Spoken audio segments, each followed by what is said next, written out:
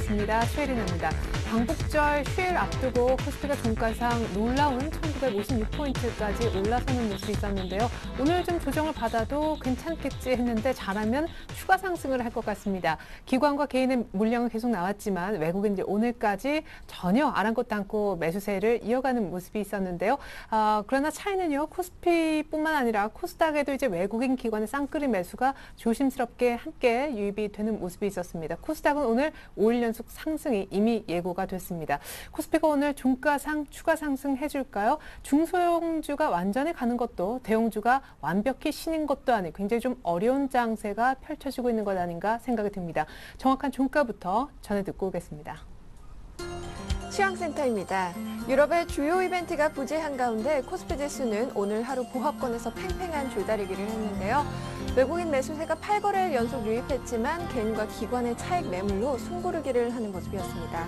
약보합권에서 장을 출발한 지수는 장 초반부터 보합권에서 등락을 거듭하면서 1950선을 중심으로 움직였는데요. 오늘도 어김없이 외국인과 프로그램 매매는 매수 우위를 보이면서 각각 3천억 원이 넘는 순매수를 보였습니다. 동시호가 시간에 장중 반등한 모습인데요. 오늘 코스피 마감 종가입니다. 전거래일보다 0.05% 상승한 1957선에서 거래 마감했습니다.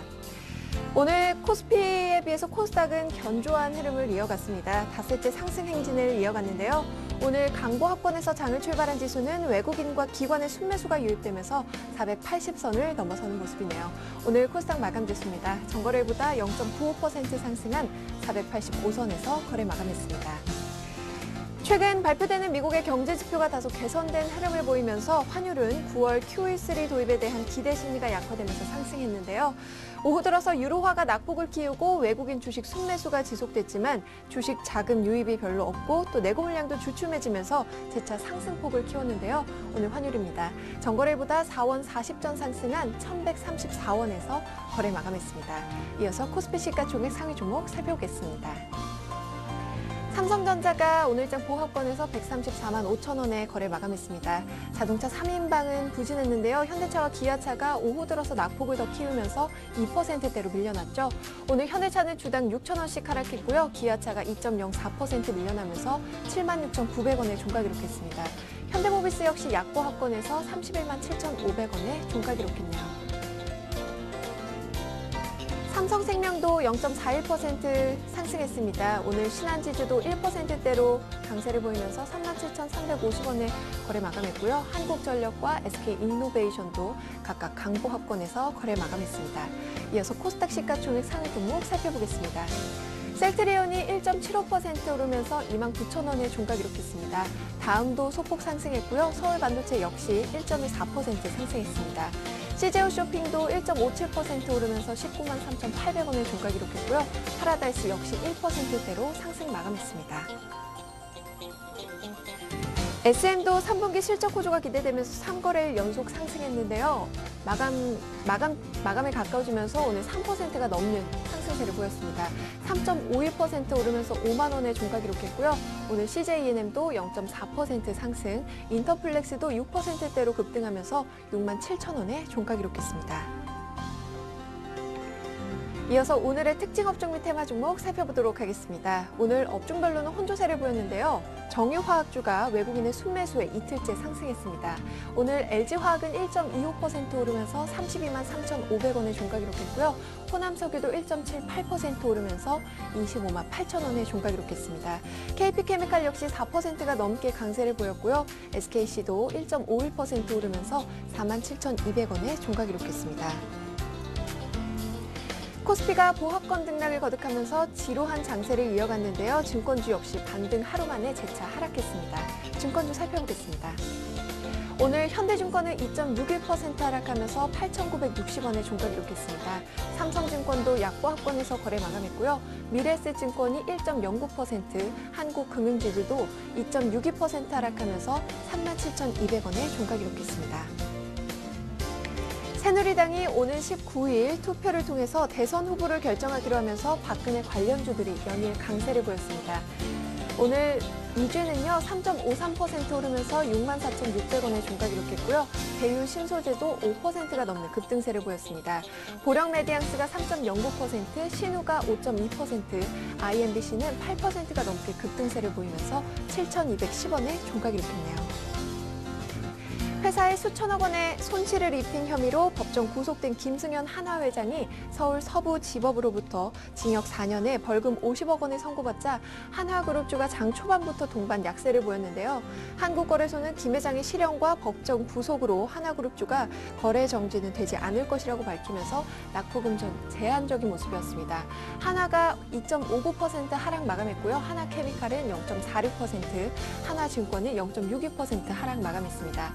반면에 한화손해보험과 대한생명은 장중에 상승 반등했는데요. 한화손해보험 오늘 2.14% 오르면서 6,200원에 종가 기록했습니다. 삼성전자의 새로운 태블릿 PC인 갤럭시 노트 10.1이 본격적인 판매에 나선다는 소식에 오늘장 관련주들이 강세를 보였습니다. 종목별로 살펴보겠습니다. 오늘 필기인식 부품 디지타이저를 공급하는 플렉스컴은 오늘장 상승 마감했고요. 인터플렉스가 6.18% 오르면서 67,000원에 종가 기록했습니다. 이녹스가 4.45%, 일진 디스플도 3.24%, 이라이콤은 주당 1,000원씩 오르면서 15,900원에 상승 마감했고요. 인탑스도 2.47% 강세로 오늘장 마감했습니다. 코스피가 숨고르기 장세에 들어가면서 경기 방어주들이 상대적으로 선방하는 흐름을 보였는데요. 오늘 통신주 모두 견조한 흐름을 보였고요. 음식료와 전기, 가스업 업종도 오름세를 보였습니다. SK텔레콤과 KT는 각각 1%가 넘는 상승세를 보였고요. LG6플러스는 막판에 상승폭을 더 키우면서 4%에 가까운 강세를 보였습니다. 한국가스공사가 5.62% 오르면서 54,500원에 종가 기록했고요. 한국전력과 롯데칠성도 각각 강보 확본해서 거래 마감했네요. 지금까지 시황센터에서 김혜선이었습니다. 네, 코스피가 오늘 5일선 정도에서 돗자리 깔고 쉬는 모습이었었는데 막판에 이렇게 탁 일어나면서 서버렸습니다. 자, 수급 분석을 좀 들어보고 싶은데 어떤 수급에 의해서 오늘 결국 추가 상승을 해냈는지 말이죠. 샘플러스 이상로 전문위원 연결해 보겠습니다. 안녕하세요. 네, 반갑습니다. 네. 오늘도 수고하셨습니다. 예, 네. 외국인들도 뭐 외국인이지만 막판에 이제 프로그램 쪽에서도 많이 도와준 것 같습니다. 수급 분석 부탁드릴게요. 예, 오늘 저도 시장 상황이 아주 루즈하다, 아주 평이하게 흘러갔습니다. 그러면서 실질적으로 변동폭 자체가 크게 나타나지 않으면서 상당히 투자자분들이 질환장애 연속이었는데 마지막에 다시 강보합 상태로 올리는 그런 모습 나타났습니다. 그래서 안에 수급적인 부분을 보시더라도 일단 외국인의 매수세가 꾸준히 유입이 됐다, 그렇게 보시는 게 좋겠고요. 그래서 오늘은 시장의 분위기상 외국인과 기관에 우리가 개인 투자자들이 당했다고 보실 수가 있겠습니다. 그래서 일단은 제한된 거래 대금으로 여겨졌던 코스닥 쪽에 어느 정도의 매수세가 유입이 되면서 강한 흐름을 나타냈고, 대신 코스피 같은 경우에는 강보합권으로 마감을 했지만 실질적으로 수익이 크게 나지 않는 그런 장이었다. 그만큼 힘든 장은 오늘이었다. 그래서 오늘 코스닥을 공략하신 분들은 축하를 드리고, 쉽게 이 흐름을 파악하지 못했던 분들 같은 경우에는 조금 힘든 장이었다고 다시 한번 말씀을 드릴 수가 있겠습니다. 그리고 안에 수급적인 부분을 보시더라도 일단 외국인의 매수세가 상당히 크게 나타났고요. 그리고 일단은 업종별로 한번 보신다면,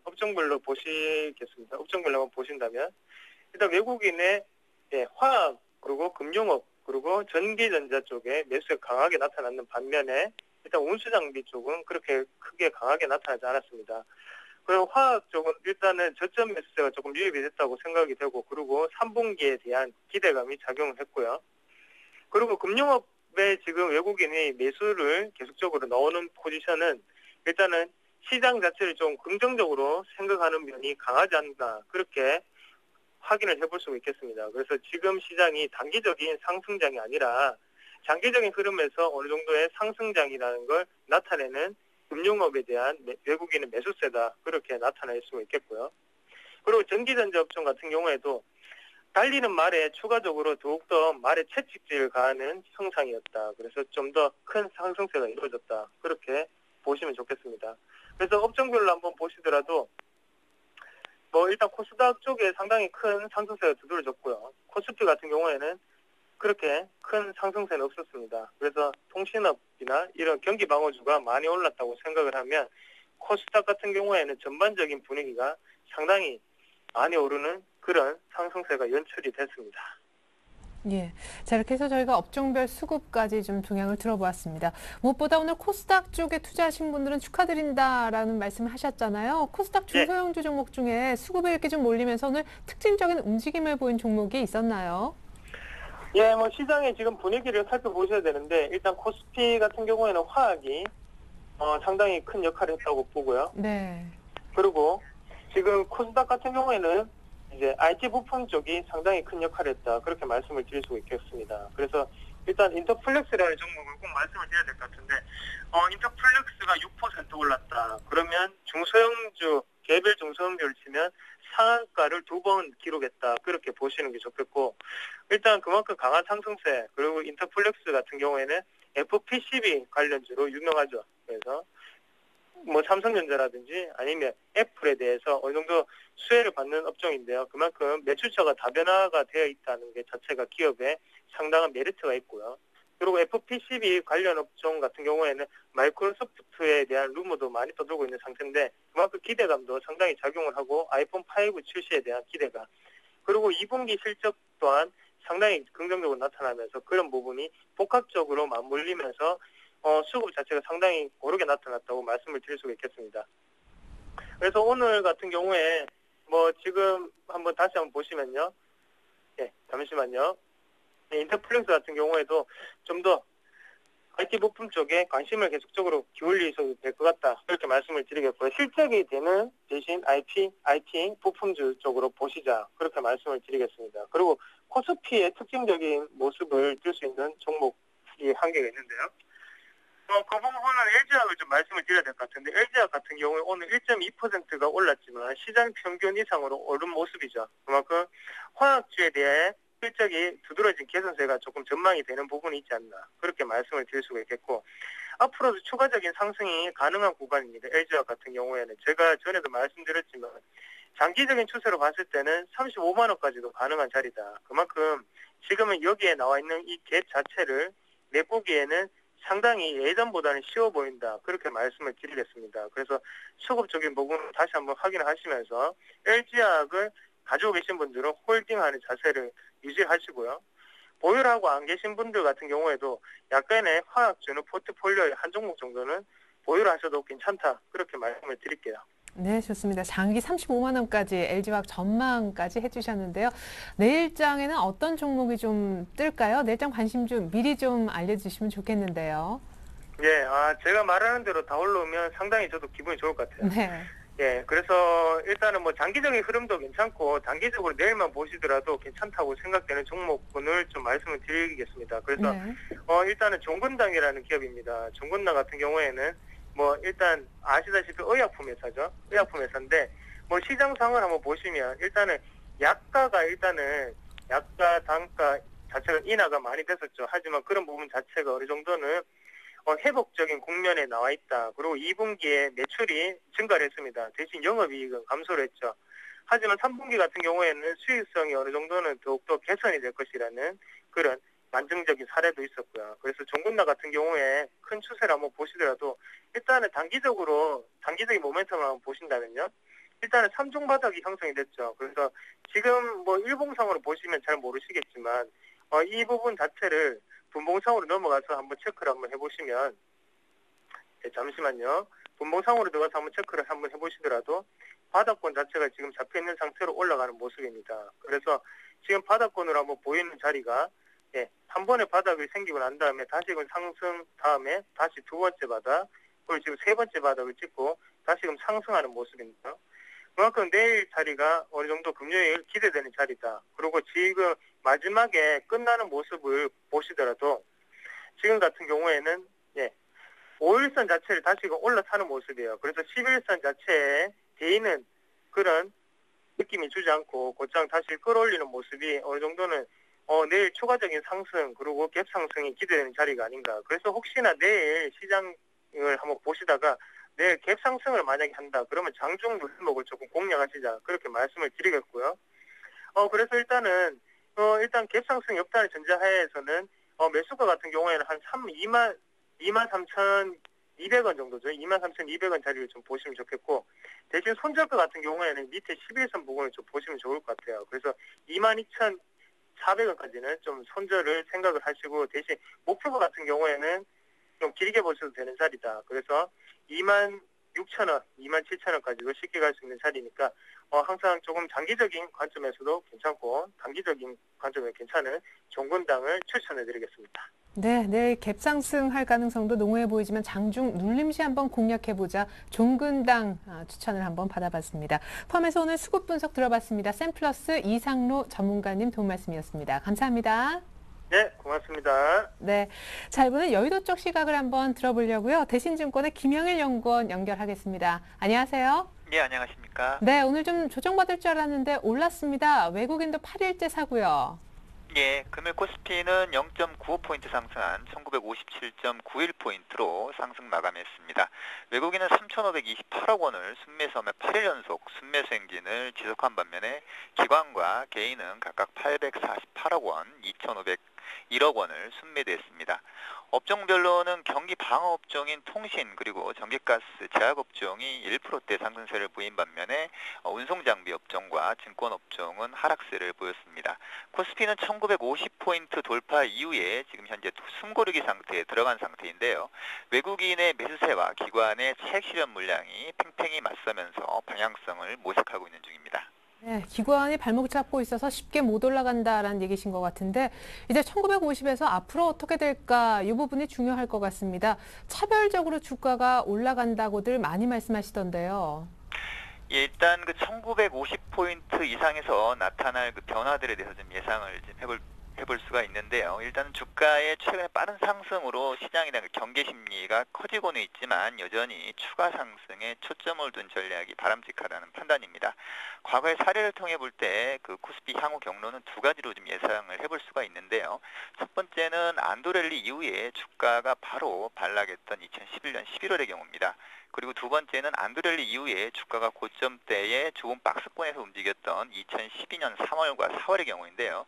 현재 코스피의 패턴은 대략 2012년 3월과 4월 사이의 그 부분과 좀 유사한 패턴으로 진행될 가능성이 높다고 봅니다. 결국 상승 탄력은 다소 둔화가 될 수 있지만은 상승 기조 자체는 9월까지 좀 지속될 것으로 예상이 됩니다. 예, 그렇군요. 근데 올해 이제 3, 4월에 우리 코스닥은 어땠나 보니까 코스피가 박스권을 그릴 때 급락했거든요. 그러니까 좀 쉴 때 중소형주가 낫다는 의견도 있는데 어느 쪽에 좀 포커스를 맞춰서 투자해보면 좋을까요?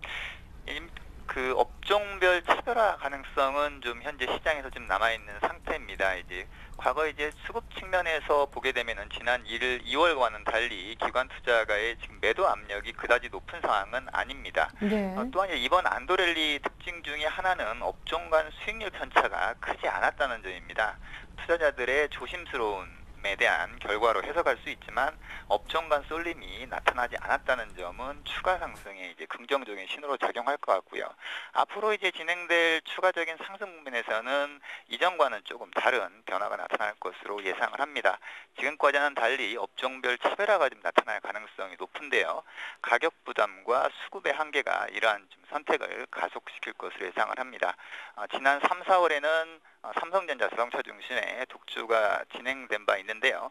향후에는 아마 그 업종별 차별화가 발생을 한다면은 과거 패턴과 그리고 이익 안정성 측면에서는 IT 업종 그리고 유럽 안정에 대한 기대가 지속된다는 측면에서 조선 그리고 마지막으로 이익 턴어라운드 관점에서는 최근에 이익 추정치의 상승이 나타나고 있는 정유 화학 업종에 집중하는 전략이 유효해 보입니다. 네, 업종별 차별화가 있을 거다. IT와 조선, 정유, 화학이 유망하다는 관심 섹터까지 공개를 받아봤습니다. 대신증권 김영일 연구원님 분석이었습니다. 감사합니다. 네, 감사합니다.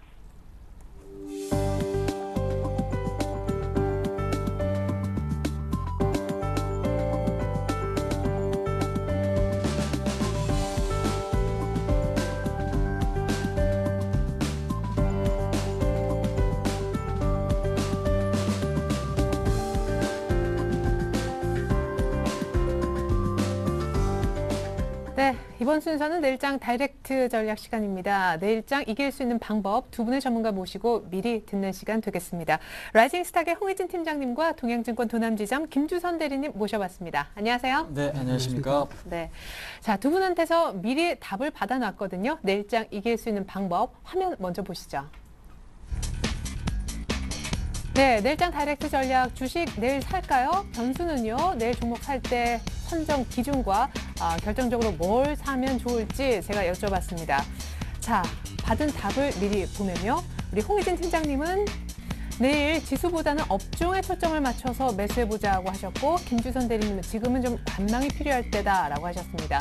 그리고 홍희진 팀장님은요, 변수로 유가와 미국의 지표를 꼽아주셨고요. 김주선 대리님은 각국의 구체적인 경기 부양책이 나오는지 여부라고 하셨습니다.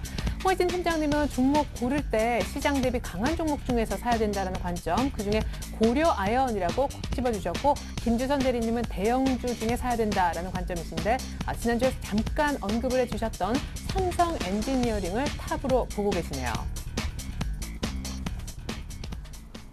자, 먼저 홍희진 팀장님께 이제 여쭤본 지수 살까요에 대한 대답, 좀 구체적인 이유 한번 듣겠습니다. 지수보다는 업종에 초점을 맞춰서 사자. 어떤 업종에? 그렇습니다. 일단 제가 지난주 말씀드리기를 대형주를 여기서 사야 되는가라고 앵커님께서 저한테 질문을 주셨던 것 같아요. 근데 적극적으로 살 필요는 그렇죠. 없다. 왜냐하면 그러니까 수익금에 있어서, 그러니까 수익률에 있어서 상당히 좀 차이가 날 수밖에 없다라고 지금 언급을 드렸던 게 기억이 나는데, 자, 삼성전자를 예를 들어보면서 설명을 드려보도록 하겠습니다. 그러니까 제가 그런 말씀 왜 드렸냐면은, 그러니까 지금 시장을 보실 때 수급이라는 걸 반드시 보셔야 됩니다. 그래서 수급이라는 것은 누구가 주식이라는 걸 살 때 계속해서 사주면 좋겠지만 그렇지 않거든요. 그러니까 지금 누군가 사주면 누군가 파는 게 주식시장인데, 지난주 같은 경우에는 어느 정도 좀 바닥권에서 많이 올라온 상태에서 추가적인 상승에 대한 기대감이 상당히 좀 컸었죠. 근데 이제 삼성전자 같은 경우는 기관의 매도가 상당히 좀 크게 출회가 되면서 일단은 어느 정도 매물 압박이 상당히 좀 심했다라는 거 확인하실 수가 있습니다. 근데 이제 대표적인 삼성전자만 보더라도요, 134만 원을 지난주 8월 9일 날 기록을 했는데, 오늘 같은 경우도 거의 그 가격입니다. 지금 보시면은 5천 원 올랐죠. 네. 일주일에 5천 원이면 1%가 채 안 되는 가격입니다. 그러니까 지금 일주일에 수익률 자체가 1%가 안 된다면은 중소형주보다 상당히 좀 중소형주보다 수익률이 나쁘다는 얘기죠. 오늘 인터플렉스 같은 경우는 이틀 만에 한 10% 가까운 상승세를 나타난 거 확인해 보실 수가 있는데, 그러니까 수급적인 측면에서 봤을 때는 지금 대형주가 가는 시장은 아니기 때문에 단기적인 수익률 자체는 대형주 쪽에서 좀 재고를 시킬 수가 없기 때문에 일단은 지금 그런 부분을 좀 생각을 해보자라고 좀 말씀드려 보겠고, 근데 이제 대형주를 그러면 못 사느냐? 그건 아닙니다. 그러니까 대형주 쪽에서도 충분히 살 수 있을 만한 업종들이나 종목들이 있죠. 지금 보시면은 조선이라든지 그 다음에 증권, 그 다음에 중국 관광객 수혜주들이 이제는 올라설 타이밍이다라고 좀 말씀을 드려보도록 하겠고요. 그 다음에 IT 부품이나 전자결제, 그러니까 실적이 좋은 종목들과 앞으로 성장성이 기대되는 종목들이 아직까지는 남아 있습니다. 그래서 일단 대형주도 그렇고 중소형주도 그렇고 계속해서 순환매가 이루어지고 있기 때문에 현재로서는 많이 오르지 못했거나 상당히 좀 힘이 강한 종목 쪽으로 관심을 가져보시는 게 좋을 것 같은데, 자, 삼성중공업을 제가 예를 들어드리면서 설명을 한번 해드려보도록 하겠습니다. 네. 지금 보시면요, 일단은 시장은 많이 올라왔기 때문에 어떤 거를 사야 될지 상당히 좀 애매합니다. 근데 이제 조선주 같은 경우는 최근에 매도가 더 많이 출회가 됐습니다. 그러니까 지금 보시면은 외국인들은 계속해서 매수를 유지해 왔지만은 기관들은 팔았어요. 8월 들어서. 이유 자체는 업종에 대한 실적 우려감 때문이죠. 근데도 주가 자체는 박스권 흐름을 유지하고 있는 걸 확인하실 수가 있죠. 그러니까 지금 여기서 어느 정도 기관의 수급만 돌아쓴다면은 주가는 급등할 수 있는 조건을 충분히 갖추고 있는 업종 중에 하나죠. 그러니까 삼성중공업이나 현대미포조선 같은 종목들이 조선주에서는 탑픽 종목으로 흘러가고 있기 때문에 현재로서는 이러한 부분에 대한 좀 포커스를 맞추시면서, 그러니까 지금 보시면 파라다이스 같은 경우도 주가 상승 탄력은 약하지만 더 이상 빠지지가 않죠. 이 얘기는 뭐냐, 매수세가 조금만 들어와도 급등할 수 있는 여건은 마련돼 있다라고 좀 보시면 될 것 같아요. 그래서 일단 중국 관련 수혜주, 뭐 호텔신라도 그렇고 파라다이스도 그렇고 GKL은 오늘 급반등이 좀 나왔지 않습니까? 네. 예, 그런 측면에서 봤을 때도 시세가 아직까지 끝나지 않은 종목들이 상당히 좀 많습니다. 근데 이제 많은 분들이 오르지 않으면 나쁘다라고 생각을 하고 있고 접근을 꺼리시는데, 현재로서도 뭐 조선이라든지 증권, 그 다음에 중국 관련 수혜주, 그러니까 중국인 관광객이 국내로 많이 오면서 수혜를 받을 수 있는 업종들이겠죠. 그런 것들의 상승 탄력이 아직까지 유지될 가능성이 높기 때문에 현재로서는 그러한 부분에 좀 더 포커스를 맞춰주신다면은 충분히 지수는 많이 올라왔지만 수익률을 높일 수 있는 전략들은 종목이나 지금 그런 업종들이 좀 많다라는 거 한번 말씀드릴 수 있을 것 같습니다. 네, 하지만 현금은 한 30% 정도 계속 유지하는 거는 동일한가요, 지난주랑? 그건 왜 그러냐면 전략적으로 봤을 때, 그러니까 지금 내가 지금 현금을 갖고 있으면은 내가 원하는 종목이 만약에 다음날 빠집니다. 그러면은 싸게 살 수 있는 기회를 활용하실 수가 있어요. 그렇기 네. 때문에 현금을 갖고 계신다 그래갖고 시장을 부정적으로 보시는 게 아니라 추가적으로 봤을 때는 그러니까 좋은 종목을 오히려 좀 저가에 사실 수 있거나 타이밍 좋게 사실 수 있는 좀 기회로 보시는 게 지금으로서 좀 맞을 것 같아요. 그래서 일단 현금 비중은 항상 30% 갖고 계시고 그만큼 회전율이 좋아진다면은 수익이 난다면 보다 좀 많은 수익을 좀 얻으실 수 있기 때문에 현재로서는 20-30% 정도 최소한 확보를 하시면서 항상 좀 대비의 리스크도 지금 챙기시고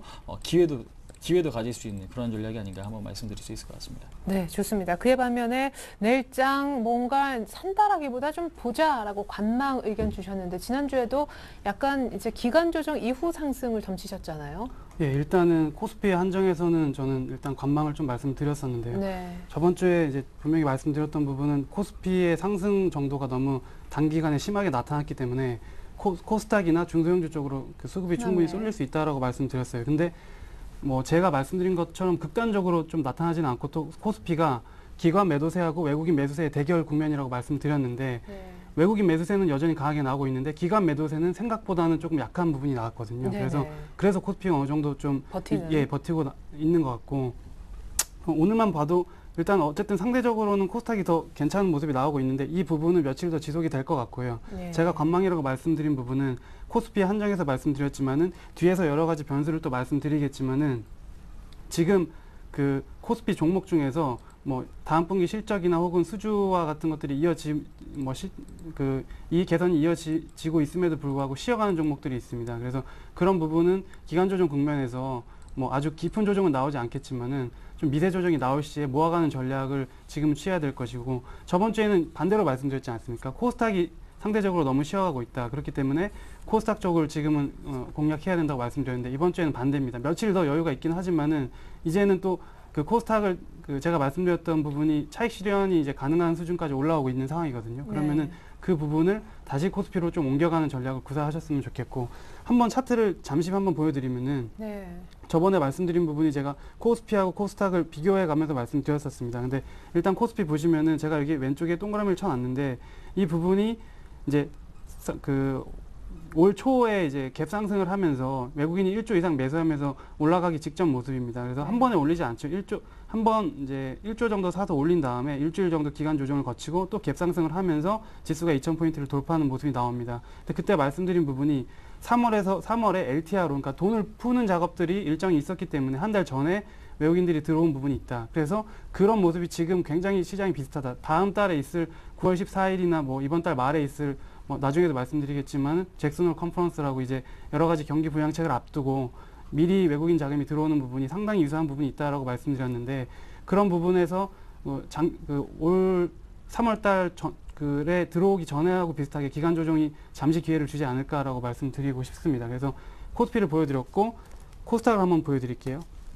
보여드리면은 이제 4월 말 가격에 아직 여전히 회복이 안 됐습니다. 코스닥은. 그래서 조금 더 올라갈 룸이 있지 않나라고 그래서 말씀을 드리고 지금 코스피는 기간 조정 국면에서 모아가는 컨셉이고 코스닥은 단기적으로 코스피보다 상대적으로 강하게 나올 수 있기 때문에 단기로 수익을 내고 빨리 나오는 방향으로 좀 말씀드리고 싶습니다.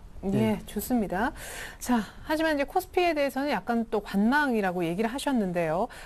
변수를 좀 구체적으로 좀 살펴보고자 합니다. 우리 홍의진 팀장님은 유가와 미국의 지표다. 그쵸. 네, 지표는 좀 들쑥날쑥 또 QS를 할 만큼 나쁘진 않다. 그렇죠. 여러 가지 의견들이 많습니다. 어떤 부분에 장단을 맞춰야 될지 모르겠죠. 그러니까 지금 저 같은 경우는 시장에 오래 있었지만은 지금 이벤트나 지금 지표로 확인하면서 매매는 하진 않습니다. 왜냐면은 그거 확인하고 뒤에 대응하기는 상당히 좀 늦기 때문이죠. 근데 이제 시장 분위기를 보는 게 상당히 좀 좋은데 일단은 지금 급등한 만큼 급락이 그러니까 조정이 상당히 좀 커질 가능성은 충분히 생각을 하시고 대응하시는 게 좀 맞다라고 좀 말씀드릴게요. 그러니까 지금 눈에 보이는 악재는 그렇게 크진 않습니다. 근데 이제 가장 많이 올랐기 때문에 단기적으로 200포인트가 올랐죠. 많이 올랐기 때문에 그게 게 가장 큰 악재다라고 지금 보시는 게 맞을 것 같은데 일단은 조정의 빌미로 작용될 수 있는 부분이 지금으로선 유가. 그러니까 왜냐면은 유가가 급등이 나오면은 경기가 가뜩이나 어려운데 지금 인플레이션까지 거기에 가담을 하면 스태그플레이션 이야기가 나오면서 시장을 압박할 가능성도 상당히 좀 높기 때문에 현재로서는 유가를 끌어올릴 수 있을 만한 이슈들이 상당히 좀 많습니다. 그러니까 지금 아무래도 그러니까 경기가 어느 정도 회복된다 그러면 단숨에 유가 급등의 흐름 나올 가능성도 상당히 좀 크고요. 그다음에 지금 돈이 많이 풀린 상태이기 때문에 여기서 어느 정도만 지금 경기가 좋아지는 시그널이 나와도 유가는 상당히 탄력적으로 움직여질 가능성이 높다라는 부분이고요. 그다음에 지금 이스라엘과 이란의 전쟁 가능성이 상당히 조금 부각이 되고 있는 것 같아요. 그러니까 지금 오늘 뉴스 보니까 네. 30일에 단기적인 전쟁을 준비하고 있다라는 지금 기사를 제가 봤는데 네. 그러한 부분 자체도 유가를 충분히 급등시킬 수 있을 만한 요인으로 작용할 가능성이 크겠죠. 그래서 일단 유가가 지금 단기적으로 계단식으로 천천히 올라간다라는 건 좋지만은 급등을 한다면 시장에 상당히 좀 부담으로 작용할 가능성이 큽니다. 그래서 일단 아무래도 그러한 부분이 조정에 대한 빌미로 작용될 가능성이 크고 그다음에 지금 특별히 뉴스가 없는데 지수가 많이 올라왔다라고 생각하시는 분들이 상당히 좀 많습니다. 근데 이제 보시면은 그러니까 지금 미국 같은 경우도 경기 지표 자체가 제조업 지수는 그렇게 기대할 만한 수준은 아니지만 좋아지고 있는 그러니까 어느 정도 나쁘지 않은 지금 지수가 지표가 두 가지가 있죠. 그러니까 주택 지표와 그다음에 실업수당 청구 건수인데 그러니까 그 부분 자체가 어느 정도 지금 봤을 때 그러니까 주택 지표가 상당히 좀 좋다라는 것 자체는 미국 경기에 대한 회복, 그러니까 주택 시장이 회복이 된다면 미국 경기에 상당히 좀 긍정적으로 작용이 될 수밖에 없습니다. 소비 여력도 늘어날 수 있겠고. 근데 이제 주택 지표가 발표가 된다면 그러니까 다음 주에 상당히 좀 몰려 있어요. 신규 주택 매매라든지 이런 부분이 좀 많이 몰려 있습니다. 주택 가격 지수라든지 그러니까 이런 것들이 많이 몰려 있기 때문에 이러한 것들이 상당히 좀 부정적으로 나온다면 그동안 우리가 생각했던 게 아닐 수도 있겠구나라는 심리가 작용이 되면서 급락의 가능성도 높기 때문에 현재로서는 일단 다음 주나 월말로 가면 갈수록 조정에 대한 빌미는 상당히 좀 많다. 그러니까 지금 조정에 대한 핑계거리는 좀 많다라고 생각이 되고 있기 때문에 미국 주택 지표라든지 그다음 유가 이 두 가지가 가장 큰 악재로 지금으로선 작용될 가능성이 크지 않나라고 생각이 되는 만큼 일단 그 부분은 좀 생각을 해보자. 근데 이제 많이 올라왔으니까 어떤 이유를 갖다 붙여서 조정이 나오는 부분이기 때문에 현재로서는 많이 오른 거에 대한 좀 경계는 좀 할 필요는 있지 않나 한번 말씀드릴 수 있을 것 같습니다. 네, 우리가 미국 쪽 지표를 꼼꼼히 보는 이유 사실은 한 단계 더 나아가면 경기 부양책과 이제 연관을 많이 시키기 때문이 아닐까 싶은데 31일 날 잭슨홀 미팅이 예정이 돼 있는데 차라리 이를 앞두고 미국 쪽 지표가 확 제대로 안 좋으면은 QE3 기대감이 커질 텐데 그것도 아니란 말이에요. 네, 진짜 제가 지금 말씀드리고 싶은 부분을 또 짚어주셨는데 어제 미국장만 해도 그렇거든요. 제가 물론 제가 실시간으로 본 건 아니었습니다만은 그 지수가 웃긴 게 괜찮게 나오면은 오히려 이제 경기 부양에 대한 기대감은 줄어들면서 차익이 나오는 부분이 있습니다. 최근에. 그래서 네. 경기 둔화가 오히려 확인하면은 경기 부양 기대 때문에 주가가 올라버리는 굉장히 아이러니한 상황이 나오고 있거든요. 네. 근데 지금 어쨌든 간에 우리가 인정해야 될 것은 최근에 올랐던 이유를 생각해 보시면 아무것도 없습니다. 기대감입니다. 경기 부양에 대한 기대감 하나로 올랐기 때문에 사실은 지금 남아있는 지표들이 뭐 경기 둔화를 확인하는 정도 수준에서 나오는 게 가장 좋을 것 같고요. 그렇죠. 예, 네. 너무 좋게 나오거나 너무 나쁘게 나오고는 좀 안 좋을 것 같습니다. 근데 일단은 저는 이제 우리 홍 팀장님하고는 조금 자주 보시는 분들은 저는 이벤트나 이런 부분을 굉장히 중요시 생각하기 때문에 일정이나 네. 그런 부분을 앞두고 좀 미리 스토리를 짜서 들어가는 편인데 일단 이번 달만 보면은 8월 31일 날 이제 잭슨홀 컨퍼런스라는 게 가장 중요하다고 저는 생각을 하고 그거를 조금만 소개해드리면 이제 잭슨 홀이라 그래서 무슨 홀에서 열리는 건 아니고요. 뭐 아시겠지만은 잭슨이라고 하는 마을을 이제 그 사람들이 잭슨 홀이라고 부르는데 그 이제 지역에서 매년 8월에 하거든요. 작년 26일 날 했었는데 계곡 같은 뭐 그런 마을인데 거기서 각국 중앙은행 총재하고 뭐 이런 주요국 경제학자가 다 모이는 자리이기 때문에 거기서 버냉키가 연설을 하게 됩니다. 근데 거기서 굉장히 구체적 이야기가 나올 가능성이 있기 때문에 그 전까지는 그 기대감이 살아 있을 것이다라고 생각하기 때문에 저는 여전히 큰 조정이 나오지 않을 것이라고 생각을 하고 있는 거고 이제 그럼 제가 가장 주가가 2천에 만약에 8월 9월이 되기 전에 2천에 가는 시나리오를 하나만 말씀드릴게요. 그러니까 이거 제가 말씀드리는 시나리오대로 뭐 조금이라도 틀어지면 오히려 급락이 또 나올 수도 있거든요. 기대감이 그 실망감으로 바꿀 수가 있습니다. 제가 시나리오 들어보죠. 예. 일정별로 말씀드리면은 일단 이제 첫 번째는 8월 31일 날 잭슨홀 컨퍼런스에서 QE3에 대한 단서를 주기 전에 31일 이전에 중국에서 지준율 인하 같은 카드가 나오고 나서 그 다음에 31일 날 Q3가 바로 발표되는 게 아니라 Q3 단서를 이제 주는 연설 정도가 나온 후에 9월 6일 날 또 ECB 회의가 있지 않습니까? 네. 거기서 지금 ECB가 지속적으로 말했던 부분에 대해서 구체적인 정책이 나와주고 그리고 9월 13일 날 FOMC 회의가 있습니다. 거기서 네. Q3가 단행되면은 사실 가장 우리 주식을 투자하시는 분들 입장에서는 가장 해피한 그런 시나리오가 나올 수가 있거든요. 순서로는 중국과 유럽 그리고 미국은 할 듯 하다가 제일 마지막에 하는. 그렇죠. 왜 네. 또 제가 9월 13일 날 Q3 단행을 말씀드리냐면은 이제는 시간이 없습니다. 대선이 얼마 안 남지 않았습니까? 그렇죠. 그래서 이번에 안 하면은 10월 달에 하기는 힘든 상황이 있거든요. 그래서 이번에는 굉장히 할 가능성이 높고 지금 일각에서는 제가 오늘 본 여러 가지 이제 자료들을 보면은 9월에 예상을 했던 굉장히 하우스뷰를 가지고 있었던 그 분석을 했던 분들이 12월로 좀 연기를 시키는 모습도 나왔어요. Q3요? Q3 전망에 예. 대해서. 그래서 그 부분도 번외로 말씀드리겠습니다. 하지만 그 일단은 이 기대감이라는 것이 분명히 실망감으로 바뀐다면은 큰 매물이 또 나올 수가 있거든요. 그래서 그 부분도 대비를 하셔야 되실 것 같습니다. 그러면은 결정적으로 제일 급락의 가능성이 있는 게 9월 13일 FOMC 회의에서 Q3가 안 나오면 이건 그야말로 급락입니까? 예, 만약에 안 나와서 바로 급락이 어떤 내용이 중요하겠지만 제 생각에 만약에 그때까지 어느 정도 수익이 나신 분들은 차익 실현을 해서 좀 리스크를 좀 대비를 하시는 부분이 훨씬 더 네. 좋지 않을까. 일정상으로는 그렇게 좀 대응을 하시라고 말씀 좀 드리고 싶습니다. 네, 예. 좋습니다. 시나리오별 또 대응법 미리 한번 들어봤네요. 세 번째 질문은 저희가 종목 선정할 때 어떤 기준을 갖고 종목을 고르면 됩니까? 이렇게 여쭤보니까 홍희진 팀장님이 시장 대비 강한 종목 이걸 이제 알면 사겠죠. 아, 모르시죠. 그러니까 좀 예. 많은 분들이 뉴스나 아니면 혹은 지금 제가 방송하고 있는 이런 방송에 대한 참고를 굉장히 좀 많이 하시죠. 리포트, 그러니까 증거사 리포트 이런 거를 많이 보시는데 너무 추상적으로 제가 말씀드린 부분이 있었을 겁니다. 근데 가장 중요한 부분 자체는 그러니까 그러니까 수급적인 부분을 조금 이해를 하실 필요가 있을 것 같은데, 그러니까 많은 분들이 시장이 좋아졌다고 하면은 그 좋아진 시장이 더 오르지 않고 쫓아가는 게 일반적입니다. 근데 이제 그렇기 때문에 뭐 더 오르지 않은 종목, 내 종목이 안 좋은가 아닌가라는 부정적인 생각만 하시는 분들이 상당히 좀 많은데, 자, 일단은 자금의 흐름 같은 걸 먼저 좀 이해하실 필요가 있을 것 같아요. 그러니까 지금 시장보다 강한 종목이라는 건 뭐냐면요. 좀 차트 흐름 보시면서 간단하게 좀 말씀드려보도록 하겠습니다.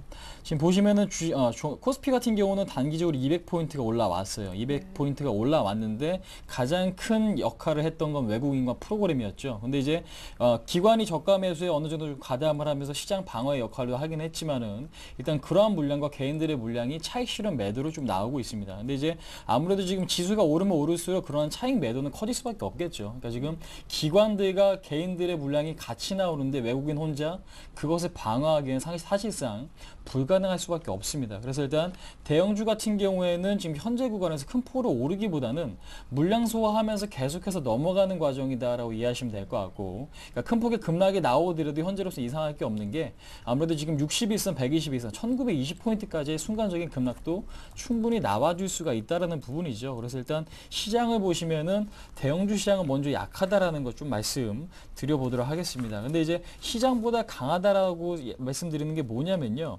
지금 코스닥 시장을 보시면서 간단하게 좀 말씀드릴게요. 보시면은 최근에 중소형주 시장이 이제는 좋아지고 있습니다. 이유 자체는 뭐냐? 거래대금이 증가하고 있죠. 보시면 아시겠지만 거래대금이 증가를 하고 있고, 그 다음에 그동안에 상당히 좀 문제였던 기관의 매도가 상당히 좀 크게 작용을 했었는데 오늘 처음으로 170억 기관이 순매수에 들어왔습니다. 이제 당분간은 코스피 시장이 기간 조정을 받을 때 코스닥 시장이 올라갈 가능성이 높지 않나라고 생각이 되는데, 근데 이제 강한 종목은 이 부분이죠. 그러니까 지금 시장이 빠질 때, 그러니까 지금 이 구간입니다. 그러니까 지금 시장이 급락을 하고 상당히 좀 부정적인 흐름이 나올 때 시장 대비 강했던 종목은 이런 종목이에요. 지금 예를 들어 지금 일진 디스플레이를 한번 보여드리겠습니다. 보시면은 지수는 빠지지만 주가는 옆으로 횡보하고 있죠. 거기에다가 실적은 굉장히 좀 좋은 종목이 있나요?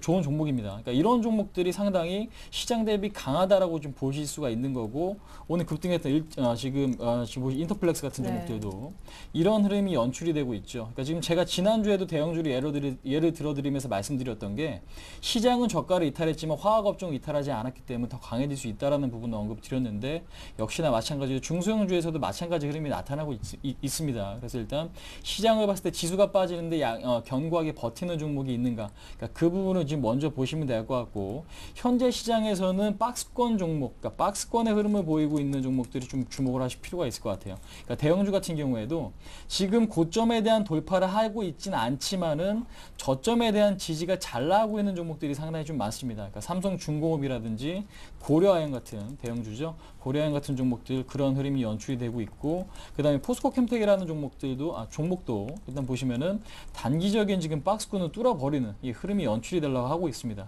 그 다음에 국도화 같은 중소형주도 역시나 마찬가지겠죠. 그래서 지금 박스권 흐름을 보이고 있는 종목 중에 실적이 좋은 종목이 있으면 그 종목은 충분히 매집할 수 있는 시장이다라는 거 한번 말씀드릴게요. 그래서 일단 지수가 빠지더라도 덜 빠지는 종목, 그 다음에 오를 때 같이 오르는 종목, 그다음에 박스권 흐름에서 이제 서서히 저점을 높여가는 종목들에 대한 관심이 좀 필요한 구간이다라는 걸 다시 한번 좀 말씀드려보도록 하겠습니다. 네, 좋습니다. 또 일예로 차트를 열어서 보여주시니까 확 와닿는 얘기였던 것 같습니다. 시장 대비 강한 종목을 골라야 된다. 자, 그리고 우리 김주선 대리님은 종목 고를 때 기준이 대형주. 근데 지난주하고 반대라고. 예, 지금 그 코스닥이 어느 정도 올라올수록 저는 대형주로 말씀드리는 이제 그 강도는 더 세진다고 생각을 해주시면 되실 것 같고요. 미리미리 옮겨가 있는. 예, 매집을 미리 하자고 말씀을 좀 드리고 싶고, 다만 이제 대형주라고 하면 너무 많기 때문에 지금 계속 잘 갔던 삼성전자나 이런 부분 말고는 그동안 좀 숨고르기를 했던 종목들 쪽으로 말씀드리고 싶고, 제가 건설업종이나 화학업종 중에 있겠지만 정말 이제 종목별로 대응을 하셔야 되실 것 같고요. 그러니까 업종 크게 큰 그림을 말씀드리기보다는 이따가 제가 또 구체적인 종목으로. 그러니까 대형주 중에서도 조금 덜 간 그럼 대형주인 거예요. 그렇죠. 지금 좀 쉬어가는 국면에 있는 종목들이 있습니다. 그래서 네. 그런 종목들을 좀 찾아보시면 되실 것 같고, 지금 다음 제가 종목 소개 부분에서 조금 더 말씀을 드리도록 하겠습니다. 예. 좋습니다. 우리 홍희진 팀장님의 종목부터 뭘 살까에 대한 답. 고려아연 사라고요? 예, 그렇습니다. 일단은 고려아연 대형주죠. 제가 지난주는 소형주 갖고 나왔습니다. 오늘 근데 대형주 갖고 나온 이유는 시장에 어느 정도 좀 기간적으로 좀 보이고 있는 구간에서 좀 대형주를 매집하자는 관점이고요. 그러니까 종목 순환매가 지금 일어나고 있습니다. 그러니까 모든 업종이 한 번씩은 좀 탄력적으로 움직여주고 있고, 그러니까 지금 현대해상 같은 경우도 보시면 아시겠지만 보험주지만 지금 단기적인 상승세가 좀 나타나고 있죠. 오늘 같은 경우는 3.5% 상승이 나오면서 5일 연속 상승세를 좀 보여주고 있습니다. 마찬가지겠죠. 많이 빠지거나 오르지 못했던 종목들, 그러니까 지금 실적이 좋은 종목들 중에서는 충분히 순환매 관점에서 오를 가능성이 높다라는 걸 생각을 해보실 필요가 있을 것 같고요. 그 다음에 제가 아까 박스권 종목을 말씀을 드렸는데 보시면 아시겠지만은 지금 40만 원을 뚫어내지 못하고 있습니다. 근데 지금 중요한 부분은 뭐냐면은 더 이상 주가도 빠지지 않고 오히려 물량 소화를 하고 있다는 부분이겠죠. 그래서 일단 박스권만 뚫어내면 전고점 45만 원까지의 상승은 의외로 좀 쉽게 나올 가능성이 크다라는 걸 한번 말씀드릴게요. 그래서 일단 매수 가격은요, 지금 오늘 종가 부근 한 38만 7천 원에서 39만 원 정도 선에서도 충분히 매수가 가능하다고 보시면 될 것 같고, 1차 목표치는 전고점까지 45만 원까지 보시면 될 것 같고, 지금 한 10% 정도 손절로 좀 잡으시면 될 것 같아요. 36만 5천 원 정도 이 종가상으로 이탈되면 그때는 시장이 꺾일 가능성이 높다라는 부분이고, 박스권 하단이 이탈하는 부분이기 때문에 36만 5천 원을 손절가로 잡고 대응하자 한번 말씀드려보도록 하겠습니다. 네, 40만 원을 뚫는 게 관건이지만 뚫으면 45만 원까지 고려아연을 한번 사보자 얘기였습니다. 그리고 삼성엔지니어링. 예, 일단 상거래일 정도 좀 쉬어가는 국면이 나왔고, 코스피 상승에도 불구하고 어떻게 보면 최근에 그 소외를 받았거든요. 저는 오히려 지금 소외를 받은 좀 종목을 공략을 좀 말씀드리고 싶고요. 지금 수급상으로 외국인이 좀 건들고 있는 종목이라고 볼 수가 있습니다. 그리고 지금 삼성엔지니어링 다 아시겠지만은 이제 중동 쪽에서 계속 이제 석유 플랜트 쪽에 특화되어 있는 회사인데 잘 나오는 건 알고 있고, 남미나 이쪽에서도 이제 활로를 뚫어서 계속 이제 얼마 전에도 수주 이야기가 나왔는데 지속적으로 나올 가능성이 있습니다. 그렇기 때문에 건설주로 분류하시는 분 계시지만 국내 비중은 15% 정도밖에 되지 않습니다. 그래서 해외 쪽에 특화되어 있기 때문에 그 부분을 좀 유의를 하셔서 그 매집을 좀 말씀드리고 싶고, 가격대를 말씀드리자면은 지금 19만 5천 원 정도에 보시면은 이제 며칠 정도는 충분히 체결이 될 수 있는 어떤 장중 흐름이 나오기 때문에 19만 5천 원 이하에서 한번 모아 가시는 걸 말씀드리고, 21만 원까지 목표가로 설정을 좀 해드리고요. 18만 7천 원 정도에서는 그 추세를 이탈할 수 있는 가격대이기 때문에 아마 만약에 18만 7천 원까지 간다면은 외국인들이 좀 대량으로 또 매도가 나오는 국면이 될 가능성이 있습니다. 그래서 손절가는 그 정도 제시를 해드리고, 지금 좀 그 회사 내용 같은 걸 좀 말씀드리고 싶은데 시간이 좀 부족해서 일단 그 부분은 좀 다음에 조금 더 자세히 좀 말씀드리는 기회가 있으면은 그때 예. 말씀을 드리도록 하겠습니다. 네, 예. 좋습니다. 일단은 뭐 수익이 또 보여지면 충분히 AS를 해 주실 수 있을 것 같습니다. 자, 지난주 추천 종목 AS도 받아보고 싶은데 일단은 두 분 다 수익이 굉장히 좋다는 말씀을 먼저 드리겠습니다. 우리 홍희진 팀장님의 ENF 테크놀로지는 10% 났어요, 수익이. 일단은 상당히 운이 좋았던 것 같고요. 일주일 만에. 그렇죠. 근데 예. 이제 제가 말씀드렸던 논리도 그대로 매매를 했을 뿐입니다. 그러니까 시장 대비 강하고 실적이 좋은 종목, 수급이 양호한 종목. 그러니까 그 종목을 매매했고 그다음에 중소형주를 말씀드린 시점에서 중소형주를 정확하게 좀 들어갔고요. 근데 이제 ENF 테크놀로지 같은 경우는 지금 솔브레인과 같은 맥락으로 보시는 게 좀 맞을 것 같아요. 지금 반도체 시가격이라든지 박리에, 그러니까 이 부분에 대해서 지금 최근에 좀 주목을 받고 있는데 아무래도 거래가 증가하면서 좀 주가 급등하는 시점에서 따라가시는 건 무리다라고 생각이 되지만 갖고 계신 분들은 목표가를 설정해드렸죠. 12,000원까지는 바라보시는 게 지금으로서는 좀 맞는 전략이고요. 그 다음에 오늘 보시면 아시겠지만 기관들이 오랜만에 코스닥 시장 대량으로 매수를 했습니다. 당분간 중소형주 시장이 좀 더 펼쳐질 가능성이 높다라고 생각이 되기 때문에 일단 이 종목 같은 경우는 조금 더 들고 가시는 전략이 좀 맞다라고 생각이 되고, 그러니까 종가상으로 11,000원이 이탈되면은 그때는 일단은 매도 가격으로 좀 설정하시는 게 좀 맞지 않나라고 생각을 하고 있습니다. 그래서 일단 종목 굉장히 좀 좋기 때문에 우려보다는 좀 기대감을 갖고 홀딩하시는 전략도 좀 좋지 않나 말씀드려보도록 하겠습니다. 네, 그리고 루멘스도 이미 목표가를 추가 달성을 했습니다. 일주일 만에 거의 한 9%에 가까운 월요일에 급등하더라고요.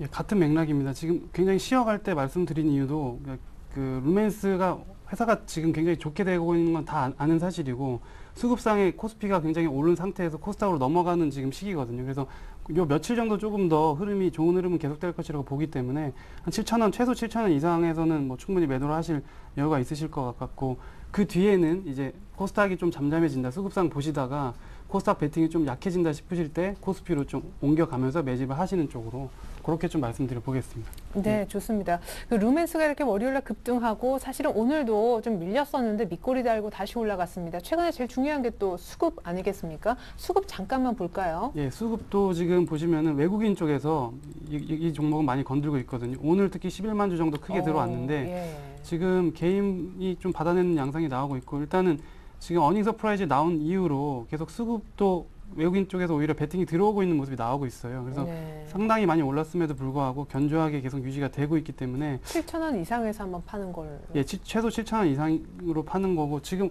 오늘 같은 경우도 한번 좀 노려볼 수 있는, 차트상으로는 사실 정배열로 가고 있거든요. 그래서 네.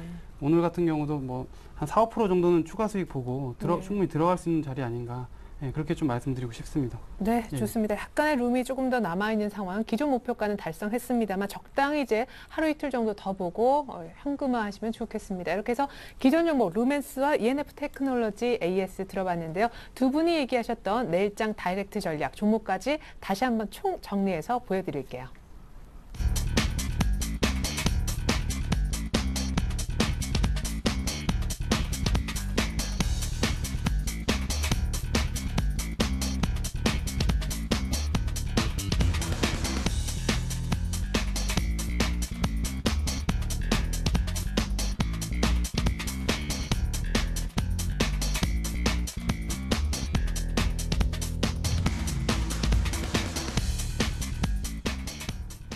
네, 일주일 만에 9에서 10% 정도 수익, 다음 주에 또 고려한 삼성 엔지니어링에서 나왔으면 좋겠습니다. 두 분 도움 말씀 감사합니다. 수고하셨습니다. 감사합니다.